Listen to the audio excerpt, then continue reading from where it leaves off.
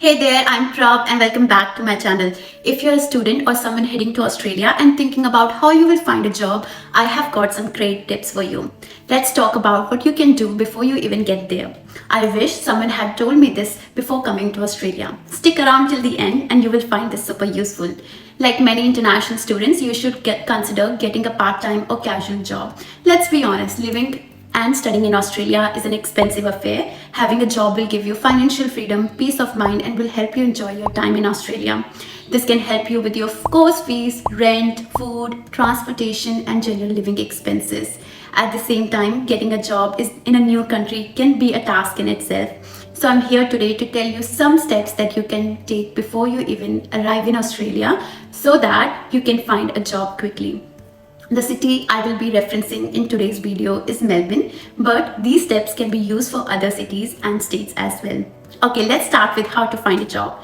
Before you pack your bags, I would highly recommend you check out online sites like Seek, Indeed, Gumtree, Sidekicker, and LinkedIn. These websites have lots of job listings and you can also get an idea of job opportunities and requirements. You can also join Facebook community groups like Indians in Melbourne, Asians in Melbourne, and Pakistani communities in Melbourne to find job openings or express your interest in job search. Be cautious of scammers who may ask for money. Also, you can also use the same websites for finding a job in other cities and states as well. Also, it is important to know your visa regulations and how much you are allowed to work when you are on a student visa. It is important to stay up to date on work hour limitations and any restrictions.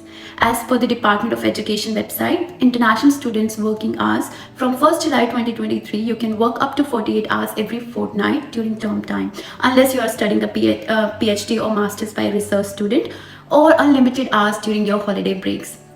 It is important that you know your rights in the workplace and that you are getting your minimum rate of pay. Your employer can pay you more than the minimum if they want to, but they cannot pay you less. So be careful. So be cautious about that and be mindful. I have put links to some important websites like the Australian Government, Department of Home Affairs, and Fair Work in the description that explain the details. You can also check eme.vic.gov.au to find out about your visa conditions in Victoria. Always be aware of your rights as a student and a worker, either casual or part-time. Don't be afraid to report if something is not right.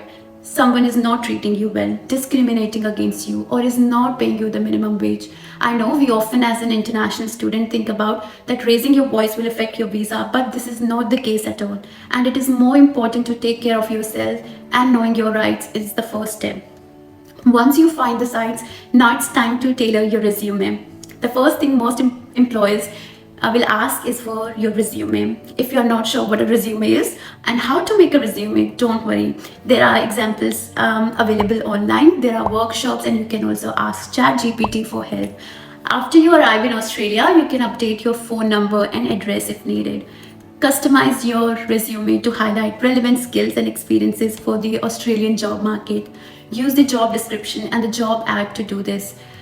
Use strong action words and quantify your accomplishment with numbers to make a strong impact. Okay, another important thing which I wanted to mention is transferable skills. Always remember there are many skills and abilities that might be relevant and helpful to you to find a job, like social, professional, and professional skills that you might have gained from school. And they are transferable. You should definitely list them on your resume. For example, ability to communicate effectively, problem solving, and teamwork show employees that you are adaptable and will make a valuable contribution to the team. Moving on to our next step, which is network online. Building connection can be a game changer. So start now. You can use LinkedIn, create or update your LinkedIn profile, connect with professionals in your industry, and join relevant groups. Reach out to students who are already working and settled in Australia and your university alumni who are working in Australia. Their insights can provide you with helpful tips. So, as I always mention, networking is really, really important. And the next thing is getting used to Australian work culture. You want to fit in at work, right? Be on time and act professionally. Learn how things are done. They're so you are ready. If English isn't your strongest skill, don't worry. Watch movies, read books, or listen to music to get better. Also, Australians are known for their direct communication. Practice being clear and concise in your interaction. And the final step is hospitality related courses that you can consider taking before arriving in Australia. I will now provide examples to improve your hospitality industry skills and job prospects. The hospitality industry is always in demand. Note that cost vary by institution, duration, and content. Check official website for accurate pricing. If you're interested in hospitality job, think about a barista training course. This course teaches you how to make great coffee and even do latte art.